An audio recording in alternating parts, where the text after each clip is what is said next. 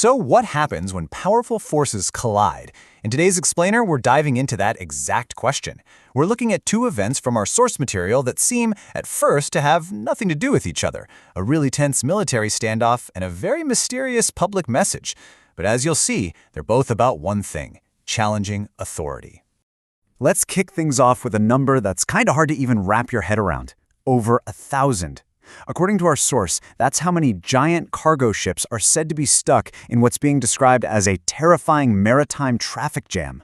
And, this isn't just some logistical headache. It's the start of a huge international crisis. And where is all this happening? The source puts this massive gridlock right in the Persian Gulf. At the heart of it all, the United States is reportedly reaching out to its allies for help, which really sets the stage for a major test of global relationships. But this whole situation gets bigger than just a simple blockade.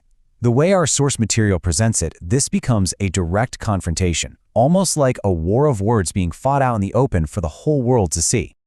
Okay, and here's where you can really feel the tension. On one side, you have a claim from the US president about, quote, total naval annihilation, and on the other, a direct challenge from Iranian commanders that pretty much says, oh yeah? Prove it. It's a public dare, and the stakes could not be higher. So, how does a superpower react when its bluff is called like that? Well, the source claims that instead of sending its own navy to meet the challenge head-on, Washington turned to its partners around the globe, asking them to send their ships. This move kind of pivots the whole crisis from a one-on-one standoff to a real test of alliances. And that test of alliances, well, it leads to what the source calls the biggest shock of this whole event. Because the answer from those allies was probably not what anyone in Washington was expecting to hear. I mean, just take a look at this list. According to our source, we're not talking about minor players here. These are key U.S. allies: France, Japan, Australia, and even its closest partner, the United Kingdom. All of them have reportedly said no to sending their naval fleets, apparently because they don't want to sacrifice their ships in another country's conflict. This one sentence from the source material just perfectly captures the story being told.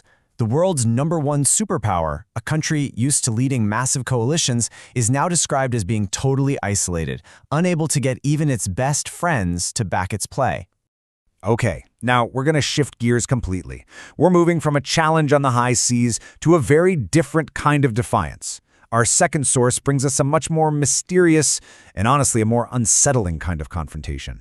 And yeah, the context is worlds apart, but you're going to see a familiar theme pop up. A powerful group is being challenged directly, just in a very different way, with a totally different target. So this is the exact text from our second source. It's jarring to read. The English is broken. You can see things like SCO for school and sakrabades for sacrifices. The message itself feels like this really disturbing, sorrowful accusation, but who wrote it and who it's for? That's a total mystery. Now, our source material gives us only one little clue to try and understand this strange message.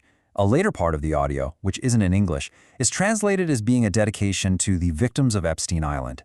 That's the only connection we're given, and it suggests this challenge is aimed at powerful elite figures tied to that whole controversy. So, a naval standoff and a cryptic, sorrowful message. On the surface, they have absolutely nothing in common, right? But if we look a little closer, our source material seems to be connecting them with a single, really powerful theme: what it looks like when authority is openly questioned. So in one case, you have a nation's military and diplomatic power being put to the test by another country.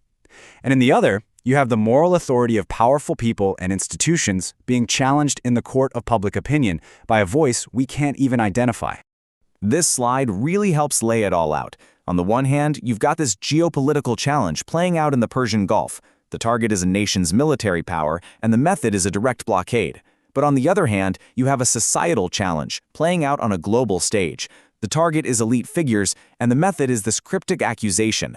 The how is totally different, but the core idea is the same. Your power is not absolute. And all this really leaves us with a final question.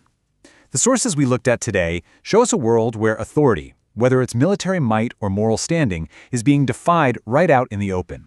It makes you wonder, when we're faced with such different kinds of challenges, one so clear and geopolitical, the other so cryptic and personal, how do we even begin to figure out what's really going on?